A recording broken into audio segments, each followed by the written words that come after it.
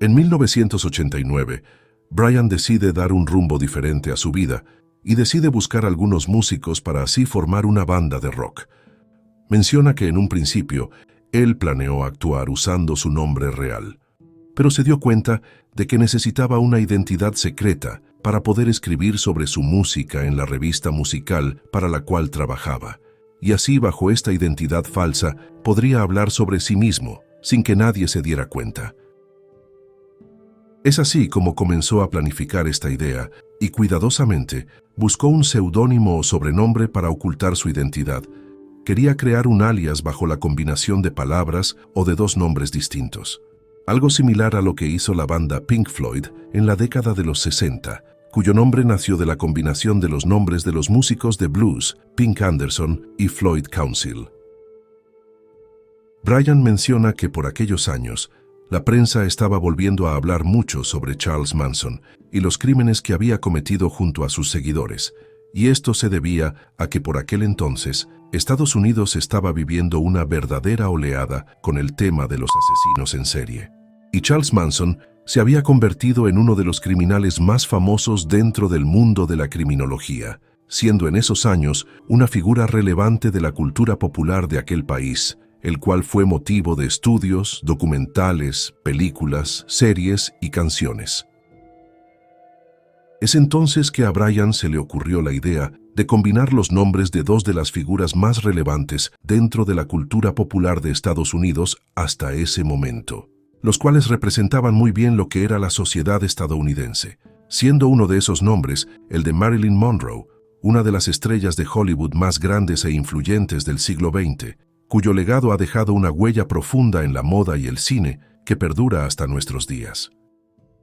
Y por otro lado, estaba el nombre de Charles Manson, que como ya dijimos antes fue uno de los criminales que más impacto causó entre la sociedad norteamericana y que inmerecidamente ganó mucha fama y se convirtió también en un ícono de la cultura popular, aunque por razones nefastas.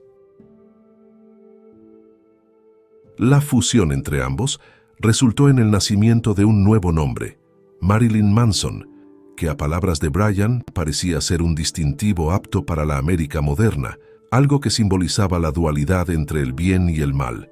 Y es que, según dijo el artista, todos los hipócritas con los que se había topado a lo largo de su vida, desde sus padres, profesores, compañeros de clase y pastores, le habían ayudado a darse cuenta de algo, y eso fue que todos tienen un lado bueno y uno malo, y que ninguno puede existir sin el otro. Dijo que como un animal bípedo, el hombre por naturaleza, llámenlo instinto o pecado original, gravitaba hacia su lado malo, lo cual puede ser una de las razones por las que la gente siempre le pregunta sobre la parte más oscura de su nombre, pero casi nunca sobre Marilyn Monroe, que aunque es recordada como un símbolo de belleza y glamour, la artista tenía un lado malo, al igual que Charles Manson tenía un lado bueno e inteligente. Y menciona que el balance entre el bien y el mal, y las elecciones que hacemos entre ambos, son probablemente los aspectos más importantes que forman nuestra personalidad y hacen a la humanidad. Él mismo ha explotado el lado más oscuro a lo largo de los años, ya sea para llamar la atención o para provocar a la gente, y todo ello le ha llevado a cultivar una imagen llamativa y extravagante. I want you to talk about the names because you have some very interesting names. For example, Marilyn Manson, Marilyn Monroe, Charles Manson. Tell us a little bit about the band members and how you came up with the names. It really started off with the Marilyn Manson. When I was thinking of, one day I was just, we used to watch Current Affair all the time, and we'd see all this stuff about serial killers, and then the next minute you'd see stuff about Jane Mansfield or Marilyn Monroe. And I just thought it was really interesting that they were both the most memorable characters from the 60s for two completely different reasons, but they were equally as glamorous. It's just the dichotomy of good and evil and beauty and the beast and, male and female. That really encompasses it all. And so when we started the band, everybody sort of took the same route with picking their names. Favorite serial killer? Fue entonces que en 1989 creó su banda al lado de Scott Putesky, bajo el nombre de Marilyn Manson and the Spooky Kids, que en español vendría a ser Marilyn Manson y los niños espeluznantes. Sus compañeros de banda también se rebautizaron siguiendo la misma estructura del nombre artístico de Brian, llevando nombres de artistas o modelos femeninas, con apellidos de famosos asesinos seriales. Así, el guitarrista Scott Mitchell pasó a llamarse Daisy Berkowitz, el bajista Brian Tutunik comienza a presentarse como Olivia Newton-Bundy y el teclista Perry Pandrea pasa a ser conocido como Sasa Speck. Con el pasar del tiempo, todos los miembros iniciales del grupo fueron siendo reemplazados, menos Brian, que acabó siendo la estrella y prácticamente un solista acompañado de músicos. Después de convertir 4 o 5 de los poemas de Brian en canciones, la banda ya estaba lista para dar su primer show, pero había un problema, y es que entre las muchas neurosis que la escuela cristiana le había implantado, se encontraba el escalofriante pánico escénico, más específicamente, por un suceso que lo marcó profundamente. En cuarto grado, el maestro de drama lo escogió para representar a Jesús en una obra escolar, y para la escena de la crucifixión querían que usara un taparrabo. Es entonces que para esto decidió tomar una toalla gastada de su padre y la usó sin ropa interior. Recuerda que después de representar la escena, caminó hacia atrás del escenario, donde varios chicos mayores le arrancaron la toalla y comenzaron a darle de latigazos con ella, y aquello se volvió una pesadilla, ya que lo persiguieron por toda la sala, y Brian se encontraba corriendo desnudo por un pasillo frente a todas las chicas y chicos quienes se reían de él, algo que lo traumó y generó en él cierto miedo a la hora de exponerse en un escenario.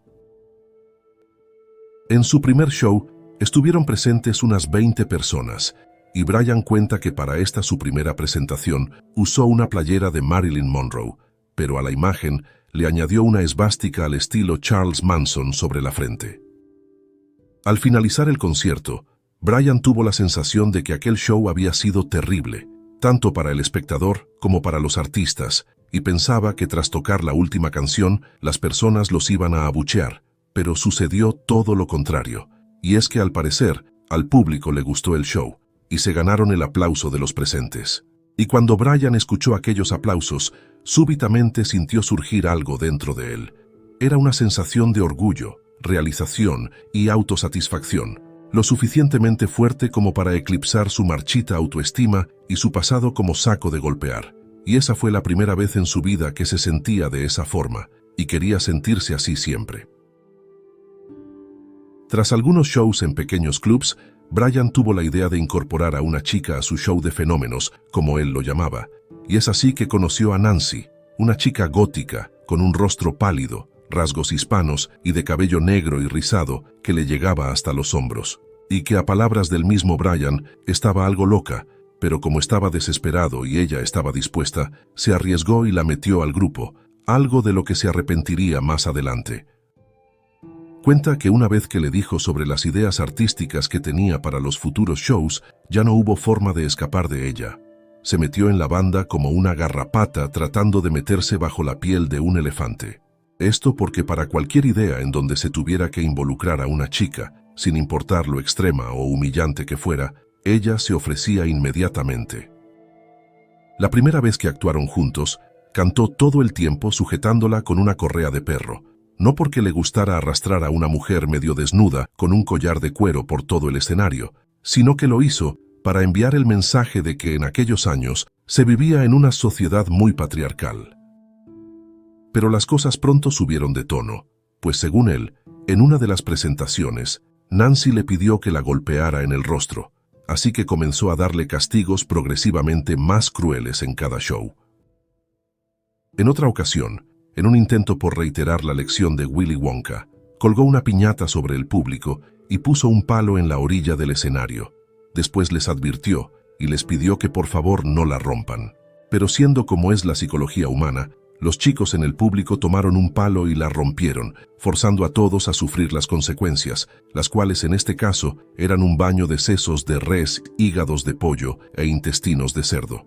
Pero como en cualquier buen acto de performance, había un mensaje detrás de toda la violencia, Brian dijo que la mayoría de las veces no le interesaba infligirse dolor a sí mismo o a otros, a menos que fuera en una forma que hiciera pensar a la gente sobre la forma en que actúan, la sociedad en que vivimos o las cosas que dan por sentadas. En su autobiografía, Brian dijo a modo de broma que en alguno de esos shows debió haberle causado sin querer un daño cerebral a Nancy, pues ella comenzó a enamorarse perdidamente de él. Se le insinuaba todo el tiempo y no le importaba en lo más mínimo que en aquel momento Brian tuviera una novia. Nancy parecía haberse obsesionado con Brian, porque a pesar de que él la rechazaba, ella continuaba acosándolo en todo momento, hasta que en una de esas tantas fiestas en las que coincidieron, ella logró su cometido y lo atrapó, ya sea porque en ese momento estaba borracho o bajo la influencia de alguna sustancia.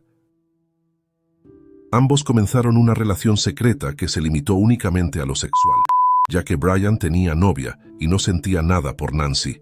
Sin embargo, Nancy sí estaba muy ilusionada, y en su cabeza, Brian y ella eran novios.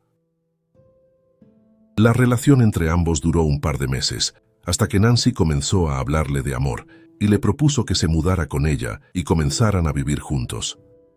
Estaba encima de mí todo el tiempo, no me dejaba tranquilo ni un solo día. Prácticamente me sentía acechado por ella y hasta había comenzado a tomar decisiones dentro de la banda. Brian se cansó de todo aquello y tomó la decisión de terminar con lo que sea que tuviera hasta ese momento con Nancy, y en una de sus tantas llamadas, Brian le dijo que todo entre ellos había terminado y que buscaría a otra muchacha para que la reemplace en los shows.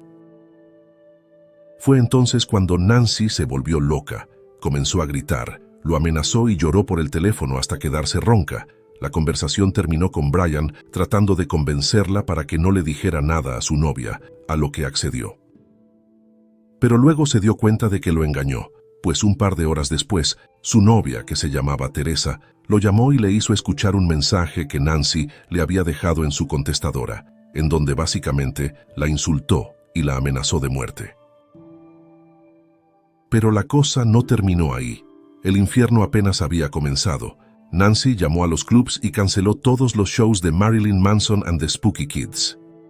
No conforme con eso, iba a los conciertos y amenazaba a la gente del público, y Brian cuenta que en una ocasión se subió al escenario y atacó a la chica que la reemplazó.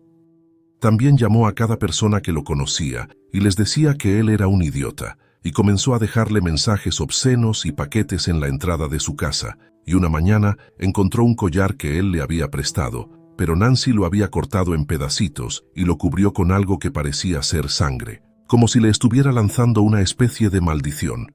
Pero esta no fue la única vez, pues cuenta que cada vez que llegaba a su casa había una nueva amenaza de muerte esperándolo. En un principio, Brian tenía varios sentimientos fuertes por Nancy, como miedo, repugnancia, fastidio y exasperación, pero todo eso se fue transformando en un profundo odio, ya que ella estaba arruinando su vida. Cuenta que hasta ese momento, nadie en su vida lo había hecho enojar tan violentamente, y cansado de todo aquello, Brian llamó a Nancy por teléfono y la amenazó. Le dijo que si no se largaba del pueblo, la iba a matar. Y no estaba exagerando o mintiendo, pues estaba furioso, y en ese momento estaba tan envuelto emocionalmente en la situación que perdió totalmente la perspectiva. En su libro, habla de cómo comenzó a idear diferentes formas en que podría llevar a cabo su amenaza con el menor riesgo posible. Primero pensó en pagar a alguien para que lo haga, pero al final decidió hacerlo él mismo. Pensó en que tal vez podría empujarla a un lago y fingir que aquello había sido un accidente. También se le pasó por la mente la idea de entrar a su departamento y envenenar su comida. Sin saber qué hacer exactamente, llamó a uno de sus amigos de banda, el cual estaba seguro de que lo ayudaría. Este se hacía llamar Pogo, y así ambos comenzaron a idear un plan para asesinar a Nancy. Querían llevar a cabo el crimen perfecto, no solo sin evidencia de que estuvieran involucrados, sino también sin evidencia de que hubiera existido un crimen. La siguieron y la vigilaron durante una semana, hasta que se les ocurrió la idea del incendio, un plan que parecía ser perfecto y que no levantaría muchas sospechas. Un día de martes por la noche, Brian y su amigo decidieron llevar a cabo el plan. se vistieron completamente de negro, lo cual no era muy diferente de cómo usualmente solían vestirse, y llevaron una mochila que contenía queroseno, cerillos y trapos. Antes, se dirigieron a un club para, según ellos, beber algo de valor, y antes de salir de dicho club, Brian llamó a Nancy para asegurarse de que estuviera en su casa, y tan pronto contestó, colgó. Estaban de camino a la casa de Nancy. Ella vivía en una zona conocida como New River, pero faltando poco para llegar a la casa, Brian notó que un indigente comenzó a seguirlos. Se les acercó y les preguntó en forma de broma si iban a una fiesta de Halloween, esto por su forma de vestir. Ambos lo ignoraron y continuaron caminando, pero el indigente seguía detrás de ellos, y esta vez comenzó a hablarles de las drogas que vendía. Estaban a punto de llegar a la casa de Nancy, pero el indigente aún venía siguiéndolos. No sabían qué hacer para librarse de él. No podía haber ningún testigo, así que tuvieron que contemplar la idea de abandonar el plan y hacerlo otro día. Sin saber qué hacer, trataron de despistar al indigente. Dieron la vuelta a la manzana y fingieron que la casa de Nancy no era su destino, pero el hombre continuaba persiguiéndolos, y mientras lo hacía, trataba de venderles crack. Cuando se acercaron a la casa de Nancy por segunda vez, escucharon la sirena de un carro de bomberos, seguido de patrullas y una ambulancia, los cuales pasaron frente a ellos. Esta vez, el miedo por ser descubiertos se apoderó de ellos, y decidieron huir en dirección contraria, dejando a Nancy viva e intacta. Después de aquel día, Brian siempre se preguntó si aquel indigente era algún tipo de mensajero, porque cuenta que tras lo sucedido se volvió muy paranoico y no quiso volver a intentarlo por miedo a ser atrapado y enviado a prisión. Se dio cuenta de que le había hablado a demasiada gente acerca de su odio por Nancy y que aquello podría haberlo delatado. A principios de 1992, Brian acortó el nombre de la banda y se llamaron únicamente Marilyn Manson, que era como todos los llamaban. La banda se había vuelto menos caricaturesca y había tomado un tono más serio, aunque ese año continuaron promoviéndose de forma independiente.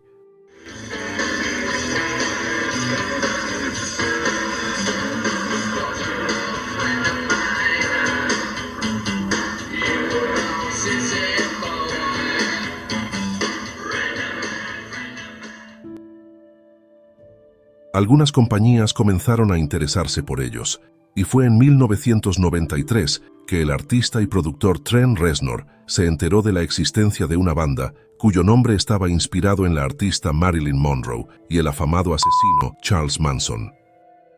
La extravagante imagen del conjunto le llamó poderosamente la atención y se contactó con Brian para ofrecerles un contrato en su recién creado sello Nothing Records, y quería que Marilyn Manson fuera la primera banda contratada por el sello. La banda aceptó la oferta. Lanzaron su primer disco de estudio llamado Retrato de una familia americana, el cual tuvo un sonido orientado hacia el metal industrial con ligeros tintes de grunge. El álbum originalmente se iba a llamar The Manson Family Album, que en español vendría a ser El álbum de la familia Manson. Pero Brian decidió cambiarlo por un título que se adecuara más a la temática de las canciones, las cuales hablaban sobre las pulsiones escondidas en la sociedad conservadora y de doble moral. La relación laboral entre Marilyn Manson y Trent Reznor continuó con la producción del EP de larga duración titulado Smells Like Children de 1995, un disco de remixes y versiones de diferentes canciones que fue encabezado por el sencillo Sweet Dreams, canción que pertenece a Eurythmics, pero la versión que hizo Marilyn Manson fue tan buena que se volvió el primer gran éxito de la banda, y el video musical de la canción recibió mucha difusión en el canal musical MTV y ayudó a establecer a la banda en el mainstream. Pero la canción y el álbum que los catapultó a lo más alto y que marcó un antes y un después en la carrera musical de Marilyn Manson llegaría un año después, en 1996, con Antichrist Superstar. Brian consideró este trabajo musical como una autobiografía, ya que en ella describió la visión que tenía del mundo y expandió su pensamiento fragmentándolo en las 16 canciones que contiene el disco. Por otra parte, Este disco fue el comienzo de una trilogía que posteriormente se extendería a otros 2 álbumes, Mechanical Animals y Holy Wood, In the Shadow of the Valley of Death. La canción The Beautiful People tuvo tanto éxito que se convirtió en un himno de crítica social que aborda temas como el conformismo, la opresión y la superficialidad de los estándares de belleza impuestos por la sociedad. En dicha letra se observa la utilización de metáforas para desafiar las normas sociales y la discriminación, señalando que la percepción de la belleza y el valor de una persona a menudo se miden por su estatus social o riqueza, en lugar de sus cualidades intrínsecas, criticando al capitalismo y al fascismo de contribuir a este sistema de valores distorsionados, donde el poder y el dinero dictan quién es considerado, entre comillas, bello. And that's the type of thing that I'm trying to speak out against most, the religion controlling what we see and what we do in our personal lives, even if you're not a part of that religion. Antichrist Superstar is a challenge really to traditional morality, and it's to make people question that and make people think about different perspectives. Este disco significó el salto a la fama de Marilyn Manson. Fue portada de la revista Rolling Stone, tuvo apariciones en diversos medios de comunicación y la banda se embarcó en su gira más extensa hasta la fecha. Y gracias a sus controvertidas presentaciones teatrales, lograron difundir su fama alrededor del mundo. Sin embargo, no toda la atención que recibieron fue positiva. La gira llamada Dead to the World Tour estuvo rodeada de mucha controversia, ya que presentaba una elaborada puesta escénica con una temática apocalíptica y antirreligiosa. En sus presentaciones, Brian rompía Biblias, se autoflagelaba y criticaba abiertamente al gobierno y a la iglesia, entre otras cosas. Por este motivo, en los Estados Unidos, el grupo fue objeto de críticas negativas por parte del Congreso, al punto de que el senador Joseph Lieberman los catalogó como, probablemente, el grupo más enfermo promovido por una gran compañía discográfica. Asimismo, diversos grupos religiosos también realizaron piquetes a la salida de sus conciertos, pidiendo a los seguidores que no asistan, porque según ellos, y cito textualmente, cada vez que una persona escucha este nuevo álbum, provoca la destrucción de Dios en sus mentes trastornadas. Los ataques contra la figura de Marilyn Manson no hicieron más que aumentar cuando en 1997 salió la noticia de que Anton LaVey, fundador de la Iglesia de Satán, había fallecido a la edad de 67 años. Los medios y las congregaciones religiosas no perdieron la oportunidad y señalaron el vínculo que había entre Anton LaVey y Marilyn Manson desde hace ya varios años. Algo que es cierto y que el artista jamás negó. De hecho, hay fotos en donde se los puede ver juntos. En su autobiografía, Brian cuenta cómo es que conoció a Anton LaVey allá por el año 1994. Recuerda que un día sonó el teléfono y cuando contestó, una mujer le dijo, «El doctor quiere conocerlo». Él era un gran admirador de Anton LaVey. De hecho, en muchas ocasiones le escribió y lo llamó para conocerlo, pero hasta ese momento no había recibido ninguna respuesta. Pero al parecer, el doctor, como le gustaba que lo llamaran, había decidido concederle una cita. Menciona que su filosofía de vida y sus creencias concordaban bastante con la doctrina y principios promovidos por Anton LaVey, de ahí su admiración hacia él y su deseo por conocerlo. Casi todos en mi vida, y las personas en general, malentendían las ideas y principios del verdadero satanismo, y es que a diferencia de lo que la gran mayoría cree, aquello no se trataba de sacrificios rituales, profanación de tumbas y adorar al diablo. El satanismo es una clara oposición a las ideas que propaga el cristianismo, mas no una adoración a Satanás. Es más, para el satanismo lavellano, ni Dios ni el diablo existen, por lo tanto, la responsabilidad de los actos del ser humano recaen totalmente en cada uno. El satanismo se trata de adorarte a ti mismo, porque tú eres el responsable de tu propio bien y mal, y la guerra del cristianismo contra el demonio siempre ha sido una guerra del hombre contra el propio hombre y sus instintos más naturales. Anton LaVey y Brian se hicieron muy buenos amigos. Durante las visitas de Brian a su casa, Pasaban muchas horas hablando sobre política, el mundo y la religión, y recuerda que un día, al terminar una de esas visitas, LaVey le puso la mano sobre el hombro y le dijo: «Tú vas a dar una gran mordida, vas a dejar una gran marca en el mundo». Palabras que resultaron ser proféticas, pues cuando sucedió aquello, Brian apenas estaba comenzando a dar sus primeros pasos en el mundo de la música y aún no era muy conocido. En su libro, Brian también contó sobre cómo se enteró de su fallecimiento. Dijo que un día recibió una llamada a las 4 de la mañana y le informaron que Anton LaVey había muerto. En ese momento, a Brian le sorprendió lo triste que se sintió y comenzó a recordar aquellas charlas y consejos que LaVey le dio en algún momento. Y a palabras de Brian, su amistad llegó a tal punto que LaVey se había convertido en una figura paterna para él, y lo que más tristeza le dio es que no pudo decirle adiós y agradecerle por su inspiración. Pero el suceso que más afectó su carrera sucedió 2 años después, en 1999. En aquel momento, la popularidad de Marilyn Manson estaba por las nubes, pero dicha fama no solo era producto de los millones de fanáticos que tenía, sino también por sus detractores, quienes no perdían la más mínima oportunidad para atacarlo y lo culpaban por todo lo malo que ocurría en el país. Y por supuesto, fue el chivo expiatorio perfecto para el que es considerado el tiroteo mortal más grave ocurrido en una escuela secundaria en toda la historia de Estados Unidos, la cual es conocida como la masacre de Columbine. Tras el suceso, la psicosis colectiva se extendió por todo el país americano y el macabro hecho terminó salpicando a Marilyn Manson cuando salió la noticia de que los 2 asesinos escuchaban su música. Algo que resultó ser falso, ya que tras finalizar la investigación se comprobó que ambos no eran grandes fanáticos de su música. Parecía que los medios ya tenían claro quién era el culpable, incluso antes de realizarse las primeras investigaciones. A tan solo pocas horas de haber ocurrido el hecho, la prensa no solo afirmó que los 2 estudiantes eran fanáticos de Marilyn Manson, sino que también dijeron que ambos vestían las camisetas del grupo durante la masacre. Los medios de comunicación continuaron publicando historias sensacionalistas, y dichas especulaciones llevó a muchos a creer que la música de Marilyn Manson fue la causante de lo que había ocurrido. Y bajo una creciente presión en los días posteriores a Columbine, el grupo tuvo que posponer sus últimas fechas de gira por Norteamérica.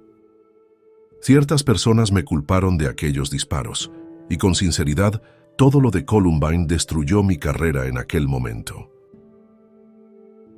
Aquellos sucesos y todo el revuelo que se armó en torno al caso inspiraron el famoso documental Bowling for Columbine de Michael Moore, que ganó el Oscar a Mejor Documental el 2002. En dicha cinta apareció Brian Warner, y en la entrevista para el documental, Michael Moore le preguntó su opinión acerca del hecho de que los medios de comunicación, en conjunto con sectores religiosos y algunos políticos, lo señalaran como uno de los responsables de lo ocurrido en la secundaria Columbine, a lo que él respondió diciendo lo siguiente. When I was a kid growing up, music was the escape. That's the only thing that had no judgments. The 2 byproducts of that whole tragedy were violence and entertainment and gun control. And also then we forgot about Monica Lewinsky, and we forgot about the president was shooting bombs overseas, yet I'm a bad guy because I've sang some rock and roll songs. And who's a bigger influence, the president or Marilyn Manson? Do you know, I'd like to think me, but I'm going to go with the president. do you know that the day that Columbine happened, the United States dropped more bombs on Kosovo than any other time during that war? I do know that, and I think that that's really ironic, you know, that nobody said, well, maybe the president had an influence on this violent behavior. If you were to talk directly to the kids at Columbine or the people in that community, what would you say to them if they were here right now? I wouldn't say a single word to them. I would listen to what they have to say, and that's what no one did. La carrera musical de Brian Warner ha estado siempre ligada a las polémicas, y en parte, eso fue lo que también lo catapultó como una de las estrellas de rock más grandes de los años 90 y principios de los 2000. pero en los últimos años estuvo envuelto en acusaciones muy serias y demandas por abuso psicológico, físico y sexual por parte de algunas de sus exparejas. La primera en acusarlo fue su expareja Evan Rachel Wood, con quien tuvo una relación de aproximadamente 3 años, entre el 2007 y 2010. Tras haber guardado silencio durante 10 largos años, en el 2021, Wood decidió hablar y lo acusó por abuso sexual y violencia física, y dijo que si no lo hizo antes fue por miedo a las represalias, ya que afirmó haber recibido amenazas para que no hiciera pública su historia, pero que finalmente se atrevió a dar el paso para así prevenir y evitar que otras mujeres pasen por el supuesto infierno que ella pasó. I thought I was the only human who experienced this, and I carried so much guilt and confusion about my response to the abuse. I accepted my powerlessness, and I felt I deserved it somehow. Why? There are 2 specific instances of sexual assault and violence I have experienced that really stick out in my mind. In fact, they are burned into my brain, branded there for life, a mental scar that I feel every day. Tras esta denuncia pública, en los posteriores meses, otras mujeres salieron a la luz y acusaron también al músico por delitos similares. Entre ellas se encontraba la actriz de Juego de Tronos, Esme Bianco, también una de sus ex asistentes personales, llamada Ashley Walters, y la exactriz de cine para adultos, Jenna Jameson. Por su parte, el músico se defendió mediante un comunicado en sus redes sociales, en donde dijo que estas afirmaciones sobre él eran horribles distorsiones de la realidad, asegurando que sus relaciones íntimas siempre fueron totalmente consensuadas, ignorando el motivo del por qué ahora algunas personas deciden tergiversar el pasado. Asimismo, decidió tomar acciones legales en contra de Evan Rachel Wood, demandándola por difamación, diciendo que ella y otra mujer fabricaron las acusaciones contra él y que a su vez convencieron a otras de hacer lo mismo. Durante la investigación, que duró alrededor de 4 años, algunas personas que trabajaron con Brian contaron algunas de sus experiencias y la percepción que tenían sobre él y su personalidad. La más llamativa fue la del guitarrista de Limp Bizkit, Wes Borland, quien conoció de cerca a Manson tras formar parte de su banda en vivo en 2008 y estuvo trabajando con él alrededor de 9 meses, calificándolo como alguien muy talentoso, pero que más allá de eso, era un tipo malo, y dijo que todo lo que se venía diciendo de él en torno a las acusaciones de violencia contra Evan Rachel Wood no son mentiras. Aunque también hubieron personas que fueron cercanas a él, como su exesposa Dita Von Teese, quien si bien no lo defendió, dijo que las acusaciones hacia él no coinciden con su experiencia personal. Los detalles que se hicieron públicos no coinciden con mi experiencia personal durante los 7 años que pasamos juntos como pareja. Si fuera así, no me habría casado con él en diciembre de 2005, y si me fui 12 meses después, fue por infidelidad y abuso de drogas. Brian Warner siempre negó todas las acusaciones en su contra, y tras finalizar la investigación, en enero del año 2025, el fiscal de distrito del condado de Los Ángeles, Nathan Hodgman, señaló que según la ley, las acusaciones eran demasiado antiguas y que las pruebas que se presentaron no tenían el suficiente peso como para acusar y llevar a juicio al artista, por lo que se procedió a desestimar el caso, y el músico tuvo que pagar la suma de $300,000 a Wood, esto en concepto de honorarios de abogados y trámites judiciales. Actualmente Brian Warner, más conocido por todos como Marilyn Manson, sigue activo en el mundo de la música. Recientemente acaba de sacar un nuevo disco llamado One Assassination Under God, Chapter 1, el cual fue lanzado por Nuclear Blast Records, un sello discográfico muy reconocido a nivel mundial. Un disco que sorprendió a muchos por su buena calidad en cuanto a la composición musical se refiere, y también por su sonido, el cual se asemeja a aquellos primeros discos de mediados de los 90. De cierta manera, este último trabajo mostró el resurgir de un Marilyn Manson que hasta ese momento parecía estar acabado. Sus últimos discos no tuvieron el impacto que se esperaba, y todas las denuncias y escándalos en torno a su vida privada claramente lo afectaron en demasía, y el deterioro en su aspecto físico no hacía más que reflejar lo que ya era evidente. Pero el disco no fue lo único que llamó la atención, sino también su imagen, ya que tras su salida pudimos observar a un Marilyn Manson en un increíble estado de forma. Bajó de peso y lucía mucho más rejuvenecido, con un aspecto similar al de aquellos años de Antichrist Superstar, demostrando así que aún hay Marilyn Manson para rato.